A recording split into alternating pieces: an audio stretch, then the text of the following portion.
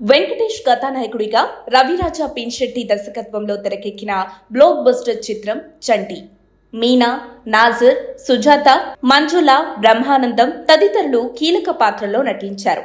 తమిళంలో ఘన విజయం సాధించిన చినతంబిని తెలుగులో చంటిగా తీశారు. నిర్మాత కెఎస్ రామారావు. అమాయకుడైన పల్లెటూరు యువకుడి పాత్రలో వెంకటేష్ నటన అందరినీ మెప్పించింది.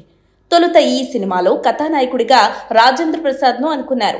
అయితే వెంకటేష్ తో సినిమా చేయడానికి గల కారణాన్ని దర్శకుడు రవిరాజా ఓ సందర్భంలో పంచుకున్నారు.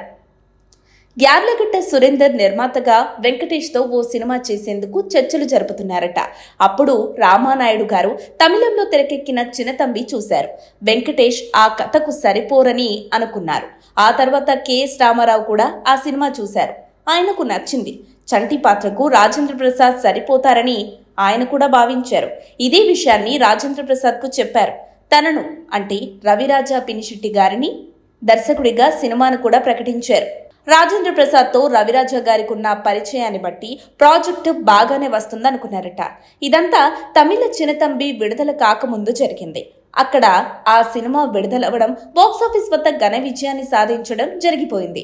సురేష్ బాబు, వెంకటేష్ ఇద్దరికి ఆ సినిమా నచ్చింది. దీంతో కెఎస్ రామారావు దగ్గరకు వచ్చి వెంకటేష్ తో సినిమా చేయమని అడిగారు.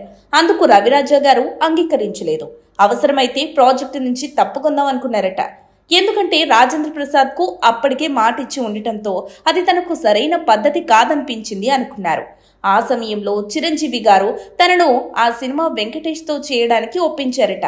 అయితే తమిళంలో నటించిన ఖుష్బూ మాత్రం ఈసారి తెలుగులో వెంకటేష్ తో చేసేందుకు అంగీకరించలేదు. దీంతో మీనాను తీసుకున్నారట అని రవిరాజా గుర్తు చేసుకున్నారు. అసలు కథేంటి? ఒక గ్రామంలోని జమీందారు కుటుంబంలో పుడుతుంది నందిని. ఆమెకు 3 అన్నయ్యలు. చిన్నతనంలోనే తల్లిదండ్రులను కోల్పోతుంది.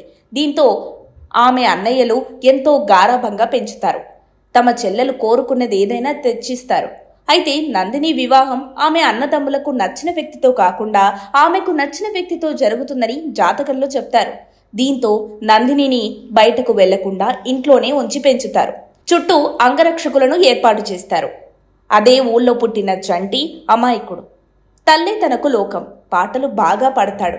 ఒకరోజు నందిని అంగరక్షకులతో గొడవ పడతాడు చంటి. జమీందారింటికి చేరిన చంటిపై నందిని ప్రేమ పెంచుకుంటుంది.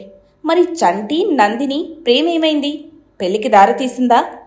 అసలే కోపిష్ఠులైన నందిని అన్నయ్యలు చంటిని ఏం చేశారన్నదే కథ. ఇప్పుడు ఈ కథ తెలియని వాళ్ళుండరు. 90s లో ఈ సినిమా చూడని వారు, నచ్చని తెలుగువారు ఉండరనే చెప్పుకోవాలి. చంటి విడుదలైన అన్ని కేంద్రాల్లోనూ విజయడంగా మోగించింది. ఇళయరాజా సంగీతం శ్రోతలను విశేషంగా ఆకట్టుకుంది.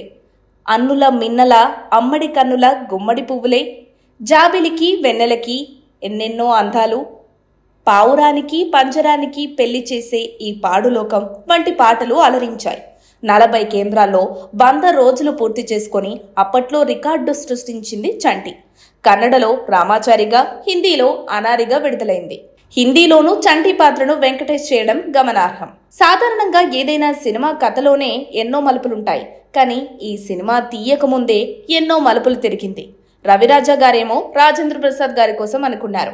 రామానాయుడు గారేమో వెంకటేష్ కి ఈ సినిమా సరిపోదనుకున్నారు. కానీ విధి విచిత్రం అంటే ఇదేనేమో. కొంతమంది అనుకున్నది జరగలేదు, కొంతమంది అనుకోకుండానే జరిగింది. జీవితం అంటే ఇదే. ఒకటి జరగడానికి ఎవరినో పంపిస్తుంది, జరగకుండా ఉండటానికి ఎవరినో ప్రమేయం చేస్తుంది. ఇవన్నీ ఎవరో కావాలని చేస్తున్నారు అనుకుంటాం. కానే కాదు, ఇవన్నీ ముందే లిఖించబడిన సృష్టి విన్యాసాలు. ఈ మొత్తం విశ్వంలో జరిగే ప్రతి చర్యకు ఒక కారణం ఉంటుంది. ప్రతి వ్యక్తికి జరిగే సంఘటన కానీ, వారికి లభించే ఎటువంటి ఫలితమైనా ఈ సృష్టిలో ముందే రాసిపెట్టుంటుంది. ప్రతి మనిషి వారి జీవితంలో సంభవించే కొన్ని సంఘటనలకు, ఆ వ్యక్తి జీవిత ప్రయాణానికి ఒక కారణం ఉంటుంది. అలాగే ఒక అవినావభావ సంబంధం ఉంటుంది. అది ఎంతో నిశ్చితంగా పరిశీలిస్తే తప్ప అర్థం కాదు. ఈ విధమైన పరిశోధనలో ఒక వ్యక్తి లేదా సంఘటన అనేవి అనేక పేర్ల ద్వారా కానీ, సంఘటనల ద్వారా కానీ, సంఖ్యల ద్వారా కానీ అంతర్గత సంబంధం కలిగి ఉంటాయి. దీన్ని నమో వేదిక పరిభాషలో కనెక్టింగ్ ద డాట్స్ అంటాం. ఒకదానికొకటి అవినావభావ సంబంధంగా సాగే ఓ ప్రయాణం. ఏది ఒక రీజన్ లేకుండా జరగదన్నది ఎప్పుడో రుజువైపోయింది. దీన్ని అనుసరించి భిన్న కోణాల్లో నమో వేదిక పరిశోధన సాగుతోంది. మా ప్రేక్షకులకు ఎప్పటికప్పుడు ఒక సంఘటన లేదా ఒక వ్యక్తి అన్న మాట లేదా ఒక వ్యక్తి జర్నీలోని ఒక ప్రముఖ సందర్భాన్ని వెడమర్చి దాన్ని నమో సిద్ధాంతంతో కనెక్ట్ చేసి అందిస్తున్నాం.